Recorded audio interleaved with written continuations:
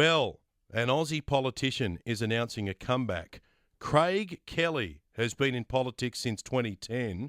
For more than a decade, he was the Liberal member for the federal seat of Hughes in southern Sydney, and he had a very high profile. He started butting heads with the then Prime Minister Scott Morrison over net zero and a few other things. He then left the Liberals and moved to the crossbench, where he sat as an independent.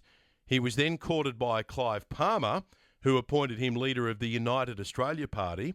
And after Craig Kelly lost his seat in the 2022 federal election, he decided to have a crack at state politics. He registered as an independent for last year's New South Wales election. He lost, and then he went to work for One Nation as the party's campaign director. But now he's left One Nation and he's got a new home. He's announcing it for the first time this morning, and Craig Kelly is live in the studio. Craig Kelly, haven't seen you in a while. Hey, great to be with you, Ben. Great to be back in the studio here. You've still got the energy, I see. Absolutely, absolutely. If you look at what's happening to our country and you see how poorly we are governed, just look at the last couple of weeks we saw in the Senate there, 30 bills pushed through in the one sitting time. That's not what the Senate is for. That is meant to be a house of review. Our government, we need better government in this country, and I'm determined to try and get back into that federal parliament. Okay. And try and put I some want to more run through your history there. Liberal Party, gone, then an independent, then Clive Palmer's United Australia Party, then gone from there, then One Nation, gone from there. So who's the new party? Well, Ben, the new party, Ben, I'm proud to announce today that I'm going to join the Libertarian Party. The Libertarian Party have been very close to them. They hold the values that I have. And you go through those parties, yes, Ben, but my values haven't changed. I believe in small government. I believe in the entrepreneurial ability of Australians. Get government out of the way. Get government out of their hands. That's what the Libertarian Party stands for. Unfortunately, the Liberal Party that I used to be a member of appears to have abandoned all those values. What happened with One Nation? Look, I was there working on a contract basis for a small period of time. But look, I think the future in this country as a conservative party to the right of the Liberal Party is with the Libertarian Party. Was there a falling out with Pauline Hanson? Oh, look, I have great respect for Pauline. She's a wonderful lady. She's done an enormous, fantastic job for this country. She stood up. Remember, she was a political prisoner in this country. She's still being dragged through the courts today with the cases. So, look, I wish Pauline all the best. John Ruddock is sitting alongside you, the Libertarian member in the New South Wales Parliament. So, John, good morning to you. Good morning, Ben. Thanks for having me. Who convinced who that this was a good idea? Well, we've been trying to get Craig Kelly to join us for a couple of years because he is very naturally an independent. I remember when Javier Milei won in Argentina a year ago, Craig was sitting at all these social media posts. He sounded like one of us back then. Now, the thing I'd like to make, Ben, point I'd like to make is, look, Craig Kelly has been right about every contentious issue in this country in the last 10 years. I want to go through a few. He was right about democratic reform of the Liberal Party. He was right about the voice. 6 years before we had the referendum, he warned this is coming. He was right about COVID lockdowns. I believe he was right about COVID vaccines. And the biggest issue of all, why we've got inflation out there out of control, global warming. And who's been the most courageous political figure in this country to combat the fairy tale of global warming? Craig Kelly. So the Libertarian Party is thrilled to have his membership. Okay, so the PM could call an election for March, April, most likely May next year. So are you a chance of winning a seat in the Senate if you've got Craig Kelly? Well, I believe that, look, we're having a Democratic contest in December. We're hoping Craig puts his name forward. And if he's chosen, I think we've got a good chance of winning. I think there is real momentum behind the Libertarian Party at the moment. Is that the plan, Craig? Look, I'm going to put my hand up, but it is a democratic party, and that's one of the great things about the Libertarians. I'm going to go and convince everyone that's a party member. But there'll be I'm sure, other candidates that put their hand up. Let's have a democratic contest. What's happened where you've got Liberals like the two of you who've said, enough of that, I need to move somewhere else?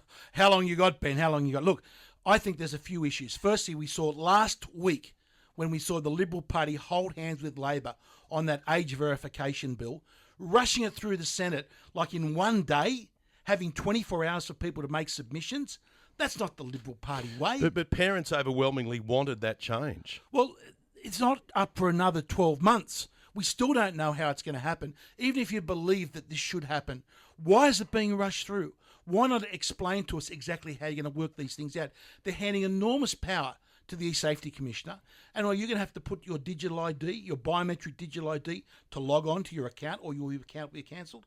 These are questions we don't know, and yet the Liberal Party joined hands with the Labor and pushed that through. John, are you targeting disenfranchised Liberals? Is that what you're doing as the Libertarian Party, to try and get people to say, all right, break up with the Libs and come my way? Well, look, the Libertarian Party is, in most ways, a purist version of the Liberal Party. We're what the Liberal Party used to be at its best. Now, what we've been running over the last few days, Ben, is a promotion on social media for anyone who was once a member of the Liberal Party. If they are now fed up with them being cowardly and weak on everything, they get a free membership with the Libertarian Party, and that's been going gangbusters. And I think just this morning we've got a new member, Craig Kelly, so we're very happy. Craig Kelly's just announced that he's joined the party, the Libertarian Party, and hoping to find his way back into federal parliament come the next election. Craig, you've been around for a long time, right, and you're a straight shooter. How do you see things playing out at the next election between Anthony Albanese and Peter Dutton? Look, Anthony Albanese deserves to lose. He deserves to be one of the few one-term prime ministers. Just look at what the mess the economy's in.